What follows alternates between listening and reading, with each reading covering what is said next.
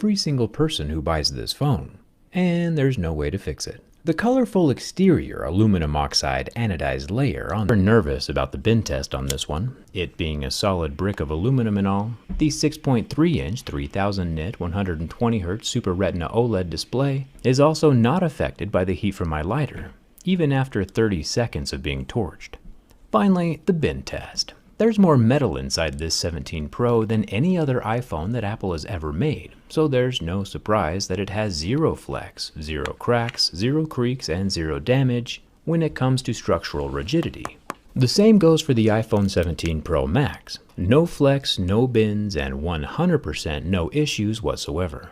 The iPhone 17 Pro and Pro Max passed my durability test, except for the part where your iPhone 7 hit, and you'll see why that's a problem here in a second.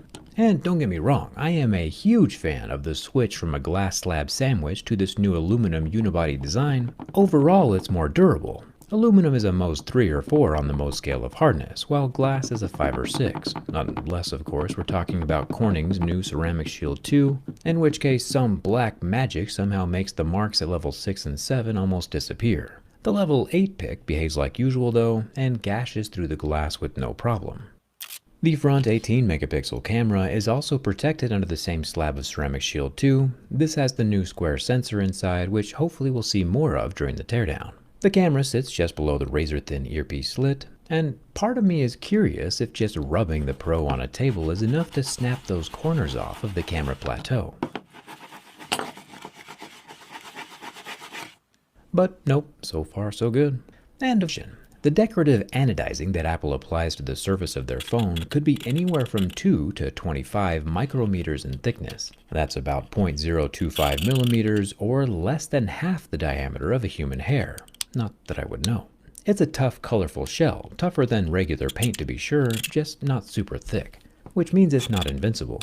The top of the iPhone 17 Pro has a plastic 5G antenna slot, and the left side has more of the brilliant orange anodizing and 3 buttons that will not be popping off on their own.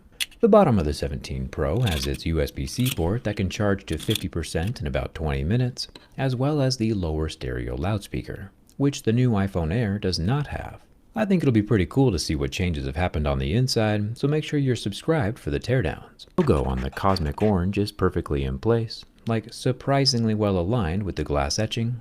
Thumbs up for that. Then at the top we have our 48 megapixel wide angle camera. Then the 48 megapixel main camera down at the bottom, and the 48 megapixel 4x telephoto off to the side, all of which are still covered with Apple's version of sapphire crystal. You can